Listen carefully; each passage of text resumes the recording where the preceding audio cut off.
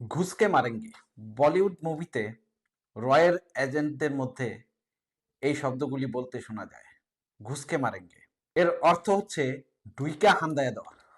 ওসমান হাদিকে যেভাবে গুপ্ত হত্যা করেছে, আমাদের উচিত ওদের দেশের ভিতরে গিয়ে ওদের পলিটিশিয়ানদের হান দিয়ে দেওয়া।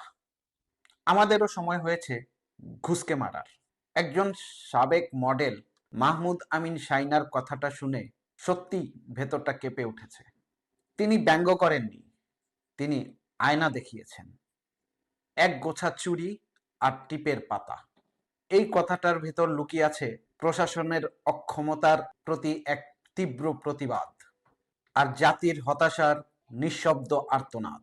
যখন এক নারীকে একথা বলতে হয়, তখন বুঝে নিতে হয় পরিস্থিতি কতটা ভয়ঙ্কর জায়গায় গিয়ে ঠেকেছে।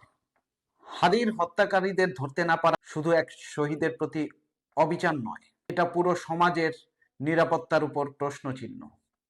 এই বক্তব্য ভালো লেগেছে, কারণ এতে রাগ আছে কিন্তু অশ্লীলতা নেই, প্রতিবাদ আছে কিন্তু ভাঙচুর নেই, হতাশা আছে কিন্তু হাল ছেড়ে দেওয়া নেই। আজ আমাদের দেশ সত্যি এক গভীর সংকটের মধ্য দিয়ে যাচ্ছে, যেখানে ন্যায় বিচার চাওয়া মানেই সাহসের পরীক্ষা। এ সময় চুপ থাকা নয়, প্রশ্ন করাই নাগরিক দায়িত্ব, কারণ নীরবতা মানেই অন্যায়ের পক্ষ নেওয়া। আমরা ওসমান হাদির সুবিচার চাই। ধন্যবাদ সবাইকে।